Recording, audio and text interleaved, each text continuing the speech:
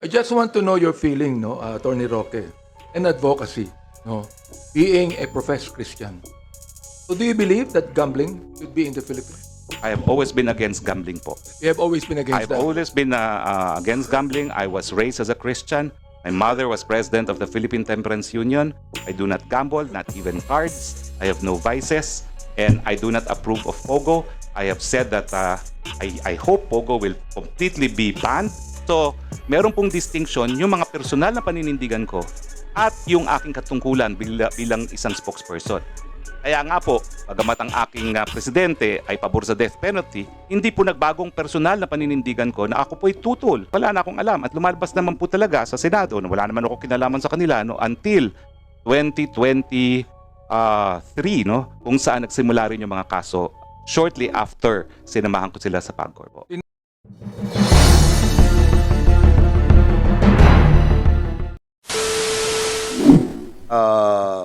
Leading with the next interpellator, Congressman Chairman Abante. Sir, you are recognized. Thank you, Chair. Attorney Roque, kapatid. Yes, Bishop. Good afternoon. My Afternoon. Bishop. Um, Kong Bishop. to admit kanina when Congressman Pimentel was asking you na sinamahan nyo ang isang Pogo executive kay PAGCOR Chairman Altenco. Am I right? Hindi po, kasi ang pagkakakilala ko, hindi po Pogo executive si Okay. Cassie Ong. Siya po ay taga Whirlwind. Alright. Siya po ay nagpapaupa at service provider nga po sa isang Pogo licensee. So hindi nyo pa alam at that time. Alam ko po, kasi matagal ko nang kakilala, isang taong ko na rin kakilala po ang Whirlwind dahil kino-convince ko nga po sila na mag-invest sa isang renewable energy project.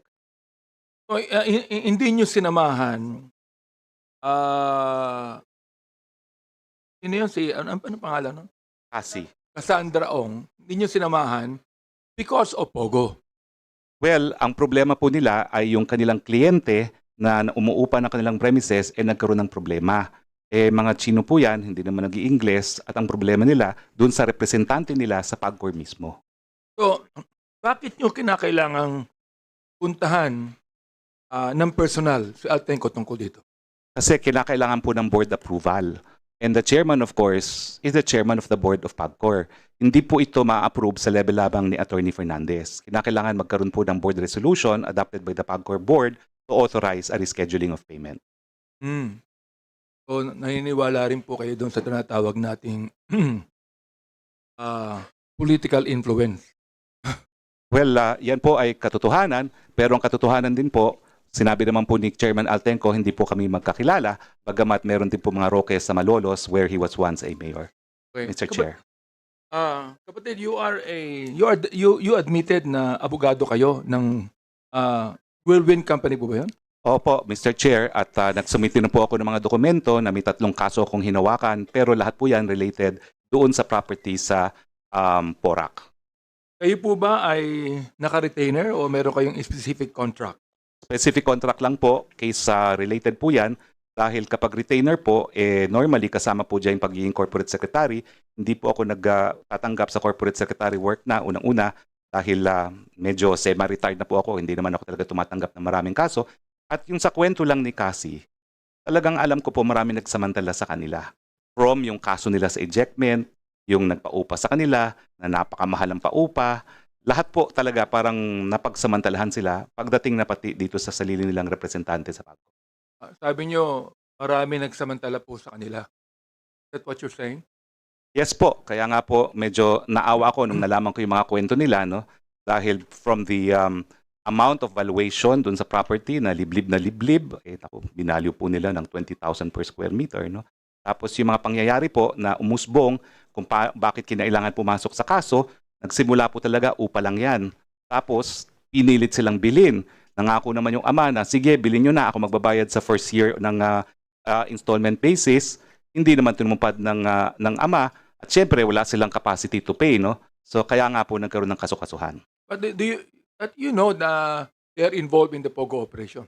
Alam ko po na yung property na naging kasukasuhan pinapaupahan sa Pogo. At Therefore, Tony Roque, the reason why siguro pinaupahan ng malaki yung property sapagkat alam nung may-ari na itong si Cassandra involved sa Pogo ito. Well, hindi po. Alam niya na siya talaga yung umuupa sa kanya.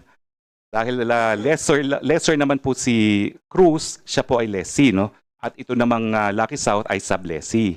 So, totoo po, malaki talaga ang mga naging valuation kasi alam nila na papaupahan sa Pogo. At kung walang Pogo, wala pong valor talaga yung property na yon dahil liblib.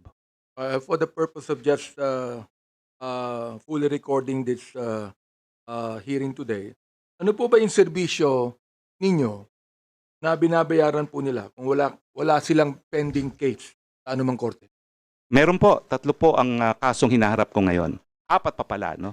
Meron pong Court of Appeals, nagkaroon po ng issue sa Angeles Regional Trial Court, at yung ejectment case po ay binalik na sa Metropolitan Trial Case, at meron pa pong isang kasong kriminal na umusbong po dahil nga dun sa compromise agreement na napirmahan na hindi nasunod. So, 4 po yung na kasong na nakabinbin sa hukuman. Pero hindi po kayo kinokontrata para gamitin po kayong impluensya sa mga taong nasa gobyerno. Hindi po, puro kaso po yan. At alam naman po ng mga West sa San Fernando, sa Angeles, sa Porac, na ako mismo ang umaapir po dyan. After all this, Attorney Roque, of course, you are in this hearing today because of the Pogo problem, no? Kung Opo. hindi kayo na-involve sa Pogo, wala kayo rito eh. Well, ang problema po kasi talaga, involve yung Whirlwind, no? Dahil siya po talaga yung nagpapaupa dito sa Porac. Actually, meron po kayong hindi naimbitahan po, Mr. Chair. Yung landowner na nagsimula ng lahat ng problemang ito, hindi ko maintindihan po bakit hindi naimbitahan yung landowner na Cruz. Dahil ang pagkakaalam ko rin po talaga, siya rin talaga nag-orchestrate ng lahat para matuloy yung negosyo nila. Tapos in the end, lumalabas, nasa anak pala niya yung titulo, no? Wait, Well, Mr. Chairman, Harry, Bienvenido Abante, medyo, sino po yung may-ari, si Cruz? Yes, a certain Mr. Cruz at saka yung mga anak po niya na nagdidimandahan po If I sila. am not mistaken, I was able to read that this parcel of land were at first was leased, di ba? And Lease then po. eventually it was sold. Linis po nung Roberto Cruz. It turns out, wala palang titulo si Roberto Cruz dahil nasa anak niya yung titulo. Kaya po, nagkaroon ng compromise agreement, nag-ejectment case. Dan po nagbunga ang ejectment case kasi yung mga anak ang nag-file ng kaso for ejectment. At yung ama, ang version naman ng Whirlwind, hindi sinabi sa kanila, kumuha ng sariling abogado, at hindi sinabi sa kanila na nagkakasuhan na, at nalaman na lang nila na nagkaroon na ng desisyon ng Regional Trial Court na meron ng writ of execution. At doon po kami tinawag. Mr. Chair, Okay. therefore, I'd like to make a motion to invite Yeah. the next hearing So we the will owner be, of the property. yes. And I do not know why the chairman of PACO right now, Atenco, is not here, no? I also would like to make a motion to May invite excuse, him. siya, but we will, he promised naman in the next hearing he'll be here. But if you have question, andyan si Attorney Fernandez. I would like to first make a motion first to invite Mr. Cruz Yes, on the revelation of Attorney Roque. There's a motion to invite the Cruz brothers ba yan? Or Cruz isa lang yan? Cruz family po yan kasi nagdidimandahan po sila. Yung ama ay Siblings. Roberto. Doon po sa pleadings na inernish ko kayo, nandun po yung mga pangalan ng anak. Ang dimandahan po talaga dyan is yung mga anak versus yung tatay. So we will just be asking siguro yung, excuse me, sa relation ng mga criminal elements that meron po silang involvement. Because precisely the reason why we conducted this hearing is for the criminal activities that transpired, no? But in accordance with what Attorney Roque mentioned a while ago, na sila nag-conceptualize kasama yung mga Roberto Cruz, that we have to find out. Kaya medyo medyo nag-react ako dun sa sinabi niya because I didn't know that na sila yung nagsimula mag-conceptualize nung buong proyekto. And in that case, most likely, they are also involved. So, motion, duly seconded. Any second motion? Second the motion. Is there any objection? Hearing none, the said motion is now approved. So, invite those personalities. May I Go ahead. continue? Before you proceed, Chair would like to recognize, to acknowledge the presence of the 2nd District Congressman ng Aklan, si Ted Haresco. Sir, welcome. Attorney Roque, kapatid, I'm Yes, calling Mr. you Chair. kapatid, no? Yes, Because I think you know why. Di ba? Yes, my bishop. Yes po. Okay. Ngayon, therefore, your involvement with Pogo is not only being a lawyer of the corporation. Medyo malalim ang involvement mo sa Pogo. Am I right? Hindi po kasi kasakusahan po yung aking involvement. Naubos po ang oras namin kasi pumasok kami, meron ng writ of execution. So talagang 2 weeks after that meeting po, talagang we had to pour in lots of hours dahil we had to stop the execution issued by the Regional Trial Court of Angeles City. Hindi rin po kayo investor sa Pogo. Hindi po. Alright. Now, after all this, lahat ng mga bagay na ito, will you still allow yourself to be used Well, by the ako, Whirlwind Corporation after knowing this, after na iniimbestigahan po ng Senado ito, ng Kongreso ito, will you still allow yourself to be the lawyer or be used by this corporation? Mr. Chair, ang hinahawakan ko po mga kaso naman. You can always say, because you're involved in Pogo, I'm withdrawing my being a lawyer to you. Well, ang, Di ba? Do you have the right to do that? I'm not a lawyer, so I'd like to find out. sa mga papeles po, ang hinahawakan ko lang talaga yung issue po ng possession. So, wala pong kinalaman ang Pogo doon sa mga kasuhan namin. It's an ordinary ejectment case. I would like to think na we were relatively successful at kaya po natagalan din ako magdesisyon kung tatanggapin ng kaso kasi suntok sa buwan. Ang final po namin eventually sa Court of Appeals ay petition to annul judgment, no? Na hanggang ngayon po ay nakabinbin sa Court of Appeals. I do realize that, pero because of those cases, tatagal yan, at imbis na the government can do something about it, hindi talaga nila magagawa ang dapat nilang gawin because there are cases against them. Well, Mr. Chair, sabihin na lang natin na nag-aantay kami ng desisyon sa Court of Appeals. Pagkatapos po dyan, we need to get fresh instructions. Ang problema ko, wala na po dito si Cassandra Ongata. Hindi ko na rin makontak. No? So kapag hindi ko po na makontak na yan, we have no choice but to tell the court that we are withdrawing because of the fact that we have lost contact with them. No? You do not know where she is now. Well, hindi ko na po alam talaga kung nasaan siya. No?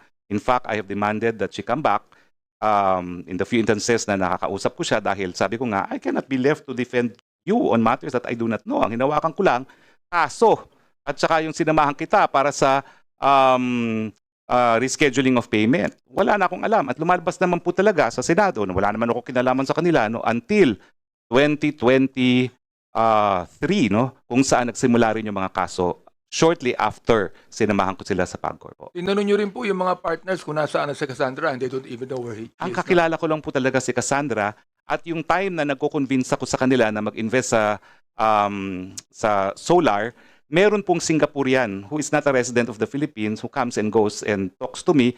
Siya po talaga yung dahilan kaya hindi ko rin sila napa-invest kasi hindi siya believe dun sa binigay na PSA ng Meralco dun sa project sa Cebu.